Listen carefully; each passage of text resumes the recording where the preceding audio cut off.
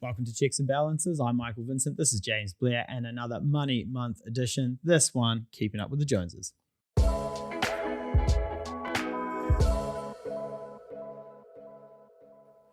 what a good one. When you think about keeping up with the Joneses in terms of what does it mean? It's really focusing. I mean, the Instagram life is another way to put it. Yeah. Where you're focusing on what other people are doing, what other people's perceptions of you are. Is that how you think of it? I think so. It's, it's one thing, and it's definitely different to lifestyle creep. Lifestyle creep fundamentally is you earn a bit more money, so you spend a bit more money. There's no saving, there's no putting it towards that future goal, right? But I think that in lifestyle creep, you want the thing. The difference between lifestyle creep and keeping up with the Joneses is keeping up with the Joneses, you may not necessarily want that thing, but you feel like a social pressure where you have to have that brand or you have to have something new or you have to have the latest something, right? And that can be like a pretty tough thing to manage when in an Instagram age, you're judged on what you got. Yeah, and social media leads to that kind of anxiety, doesn't it? Yeah, it's an interesting one, right? Do you care what other people think of you? Not at all, James. I have literally just spent the last, it's now 10 minutes fussing over my hair because I got it cut and it's not exactly what I wanted. I think everyone does to a degree, though. Yeah. I just, you were wearing a new pair of jeans today and I didn't compliment you on it and you called me out on it twice. Been so upset about it. I know everyone probably thinks we're joking, but all of this has actually happened today. Yeah, I do agree that keeping up with the Joneses is pretty much putting your money where you think other people will care. And as you get older, you realize nobody's actually thinking about you at all. Yeah. But that takes some time and to live your life to understand that. How do you, before we talk about lifestyle creep, what advice do you have around not getting distracted by kind of that focusing on what other people think of you in that Instagram life? Yeah, to be honest, it's just having a plan. I wish I could give you something more sexy, like I've got this amazing therapist and she's going to fix all your problems. My amazing therapist is James Blair, and a financial plan is probably going to solve a lot of this, because actually, if you think about what a financial plan is, it's saying, here's where you are, here's what your goals are, and here's how you're going to achieve them. And we always say, right, they cheer you on at the start of the marathon, they cheer you on at the end of the marathon, no one cheers you on in the middle.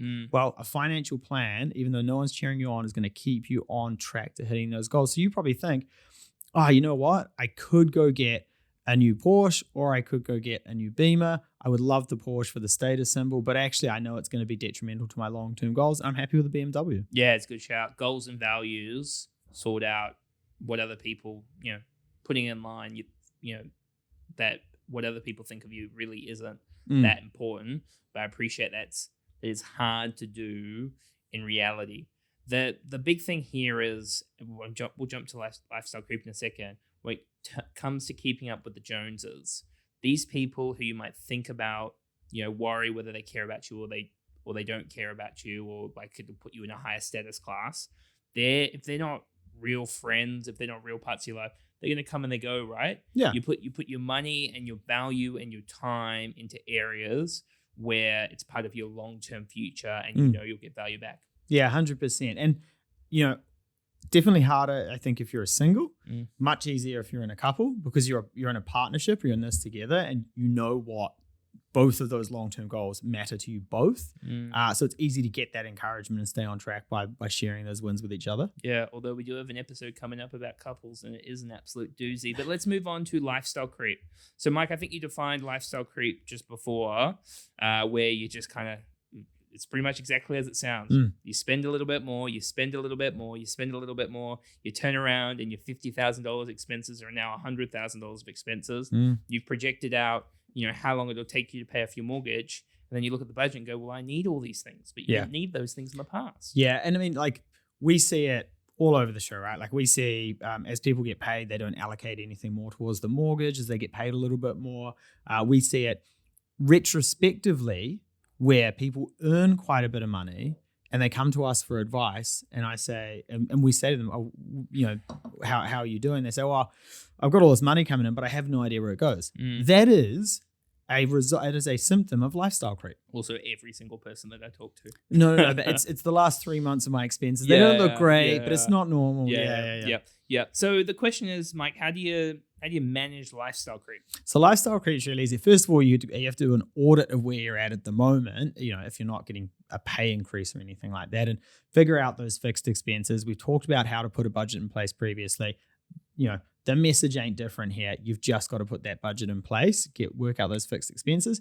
And then when you get a pay rise, before the money hits the account, you allocate it. You look at your plan, look at the goals, look at, okay, if I allocate this much more towards paying off my mortgage, what does that do in terms of getting me closer to my goals? We're not saying you have to take that entire paycheck and, chuck it all on the mortgage, although James would love you to do that. Ooh, I would. Because it's got to be sustainable, but you got to put some thought into it before the money hits the account. If you do it after the third paycheck comes through, it's done. It's already too late. Yeah. And the funny thing about updating those automatic payments and putting more towards the mortgage, more towards the investments, more towards the savings, is it's a small incremental steps. If it's your first job out of uni, if you have no disposable cash in your current situation and you can increase by $20 and then you get another pay rise and maybe it becomes $100 and you run that over a long period of time, they are actually the things that are going to change your life. 100%, right? I mean, we were on a webinar the other day and you were talking about if you started at 18, I think it was, and saved $300 a week or a fortnight or something. $300 a month. If you started at 18, saved $300 a month for 8 years, and then stopped investing, you'd have $1.8 million come retirement. Small incremental steps over time. Yeah, compounding returns are the greatest force in the financial universe. Yep. Yeah. The other thing probably to remember, Mike, and you probably touched on it a little bit already, is around the balance, right? Living the life you want now versus living the life you want in the future. And if you can, like the example of having 1.8 million come retirement and only saving for 8 years, if you can start early and really kind of put some good steps forward, sacrifice early, you'll get the reward later. Yeah. We always talk about this time, like the earlier you take action, the less the sacrifices have to be, right? And I guess it's just one of those things that we're not saying you're out of time if it's a bit later on in your life, but the earlier you start, the better. Yeah. And you get to, instead of having to get something on finance or paying for something and you feel crap about it or impacting your goals, if you can sacrifice for a bit, build an asset base that provides you with an income, then you can enjoy those things because it's, part of the plan. It's not like you're taking it from something else. This was always the goal that, you save on some of the really fun stuff, grind for a while, and then get the fruits of your labor. I can guarantee you that saving for something and buying it, the dopamine hit you get off that will last a lot longer than buying it on a credit card. Psh, loser. I'm just going to get some afterpay.